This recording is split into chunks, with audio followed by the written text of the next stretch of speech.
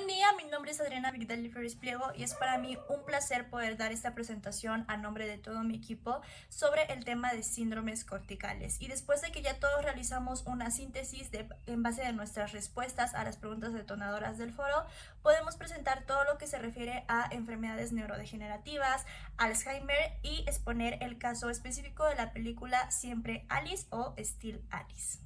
Mi nombre es Felipe de Jesús Vargas Escobar y yo abordaré la pregunta número 1 que trata sobre qué son las enfermedades neurodegenerativas. Las enfermedades neurodegenerativas, en pocas palabras, son aquellas afecciones en algunas partes del cerebro o en el sistema nervioso que llegan a afectar algunas funciones en específico.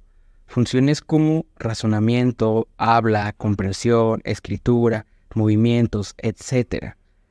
Generalmente este tipo de afecciones suelen de ser de tipo progresivo y no suelen tener alguna cura. Los tratamientos que hay actualmente son más de tipo paliativo. Entre las enfermedades neurodegenerativas más comunes tenemos el Alzheimer, el Parkinson, Huntington, demencia de los cuerpos de Lewy y un ataque cerebrovascular.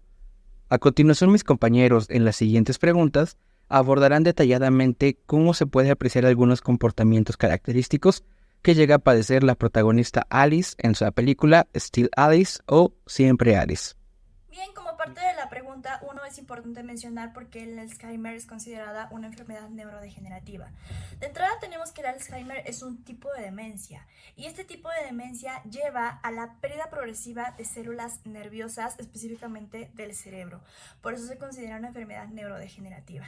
Asimismo, existe pérdida de las funciones cognitivas como la memoria, el habla, la atención, las funciones motoras, específicamente la memoria, que es de los principales indicios y características por las que se identifica el Alzheimer, entre otras pruebas y cuestiones.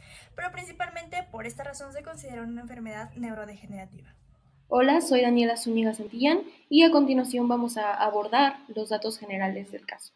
Alice Howland es una mujer de 50 años que está casada y tiene 3 hijos que ya se encuentran en la etapa adulta, entonces no viven con ella. Es una profesora de lingüística en la Universidad de Columbia en Nueva York, es conferencista y es escritora. Alice comienza a presentar algunas manifestaciones o primeros síntomas de lo que después se diagnosticaría en Alzheimer. Entonces, estas primeras manifestaciones se pueden observar en esta diapositiva. Por ejemplo, en el salto de conversaciones que hay sin un sentido lógico de un tema a otro. También un momento muy específico es cuando se encuentra dando una conferencia de un tema que domina y que pierde por completo la información que iba a compartir. Incluso se muestra confundida respecto a esta pérdida de información, esta pérdida de memoria de un tema que ella tiene dominado por su profesión. Otro de los momentos donde Alice comienza a sentirse alertada es cuando olvida la receta de un postre que prepara con frecuencia y que ahora no tiene la receta en mente y tiene que buscarlo en internet para poder recordarlo. Otra manifestación importante es cuando Alice sale a correr, algo que forma parte de su rutina, a una ruta que tiene bien conocida y que de pronto se siente completamente desorientada y desubicada. Se observa como no sabe dónde está, entonces esto la alarma. Otro de los momentos también muy importantes es cuando en una cena familiar su hijo le presenta a su novia, la saluda y todo, y luego cuando proceden a sentarse a cenar, Alice vuelve a presentarse como si no hubiera sucedido esto minutos atrás. Todas estas manifestaciones orillan a Alice a buscar atención médica para saber qué es lo que está pasando y por qué su memoria está tan afectada.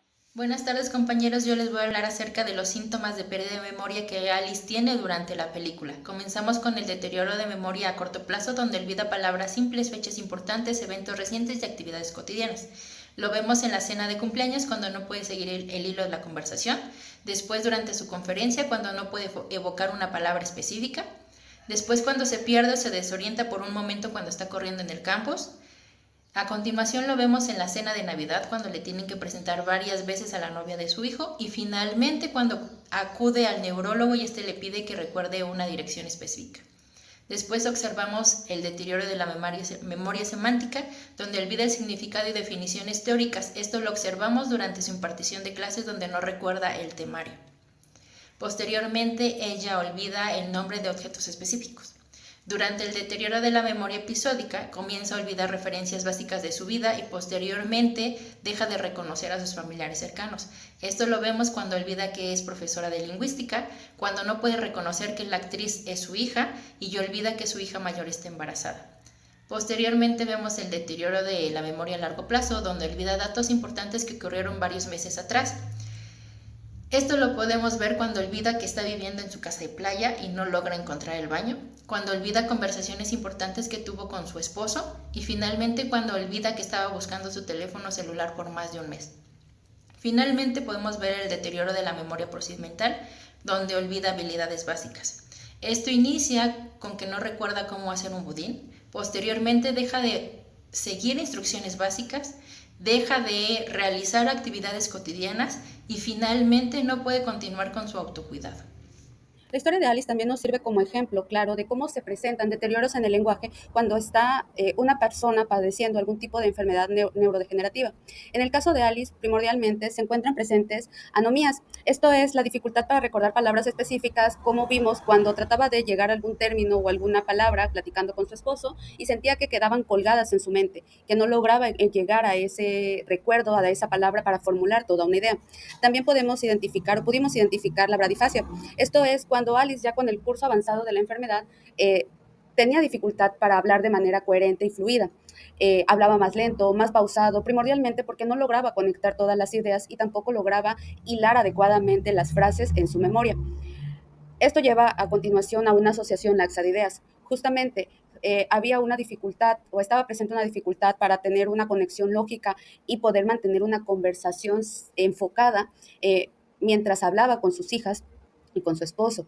También mientras daba las clases frente a su grupo, por lo que te necesitaba de apoyos para poder retomar alguna idea o poder seguir avanzando. Vemos también que Alice presentaba aprosodia. Esto es una pérdida en la capacidad para dar una entonación a su forma de hablar. Esto va aunado con la bradifacia. Al perder el hilo de las ideas, al ir pausando la forma en la que se va desarrollando la comunicación, no hay un adecuado orden o una adecuada organización de las palabras o del diálogo. Por lo tanto, la entonación normal o una entonación idónea de una persona sana, pues no se logra. Lo que también trae como consecuencia pues que la comunicación se vea atrofiada a todos los niveles, como es en el caso de la disgrafia. En este caso, Alice ya presentaba dificultades, no solo para hablar, sino también para escribir. A Alice le costaba ir escribiendo o hacer los apuntes en su celular. Cuando quiso responderse a sí misma algunas preguntas que se había hecho para recordar, ya no lograba escribir correctamente la palabra octubre. Y esto es porque Alice tenía dificultad para recordar el orden de las letras para darle sentido a la palabra que necesitaba integrar. Vemos entonces cómo en el caso de Alice, las alteraciones del lenguaje, las alteraciones para dar el sentido a la comunicación se van agravando conforme su enfermedad se va haciendo más presente, conforme ella se va deteriorando, el lenguaje también se deterioraba.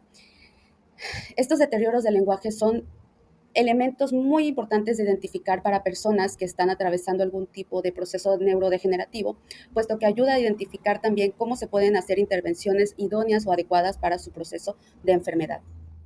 Mi nombre es Carla Daniela Fonseca Noriega y yo voy a continuar con el tema deterioros en las funciones gnósicas. Aquí podemos encontrar 3 tipos de funciones. La agnosia visual, que es la dificultad para reconocer caras y objetos. En una de las escenas podemos observar cuando Lidia, su hija, hace una obra de teatro. Terminando esta, Alice se acerca a ella, sin embargo, no es capaz de reconocerla. En otra de las escenas podemos ver cuando Alice acude al neurólogo y este le presenta una serie de imágenes, las cuales tiene un pato. Sin embargo, Alice no es capaz de reconocerlo diciendo que es un águila. Posteriormente, a los segundos, dice que es un pato. La segunda función es la agnosia topográfica. Esta es la dificultad para orientarse. Al principio de la imagen, de la película, perdón, podemos observar cuando Alice sale a correr en el campus donde trabaja. Sin embargo, llega en un punto donde se para porque no reconoce el lugar. En la segunda escena es al final de la película, cuando Alice se encuentra en la casa de descanso con su esposo y necesita ir al baño, lo cual recorre toda la casa, sin embargo, no recuerda dónde está el baño. Y por último, tenemos el deterioro en la orientación temporal y espacial. Esta es la desorientación en el tiempo. Una de las escenas es cuando Alice pierde su teléfono en la cocina y pasa un mes, el cual su esposo en el mismo lugar donde estaba Alice hace un mes, encuentra el teléfono y se lo muestra a Alice. Sin embargo, Alice piensa que solamente pasó una noche. Hola, ¿qué tal? Soy Cristian Garibay y después de haber escuchado a mis compañeros, vamos a cerrar esta presentación revisando los deterioros de las praxias, también llamados apraxias, que determinamos se muestran en el caso de Alice, y comenzamos diciendo que las praxias son los movimientos secuenciales y organizados que han sido aprendidos y tienen un objetivo, como el manejar, como el hacer uso de las tijeras, como patear una pelota y muchos más. Entonces veremos cuáles de estas praxias sufrieron deterioros. Comenzamos con la praxia idiomotora.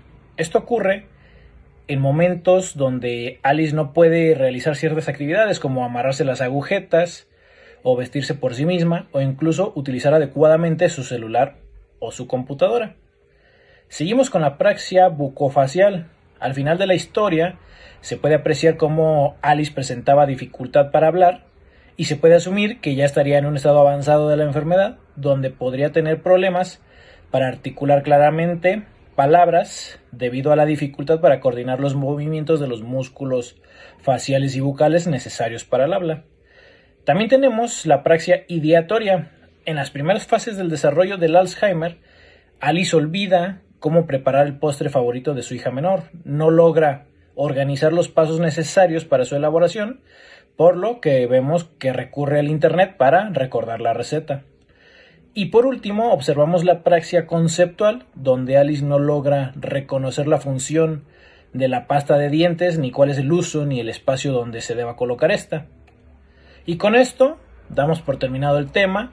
Agradecemos que se hayan quedado hasta el final de esta presentación, esperamos que les haya gustado y hasta pronto.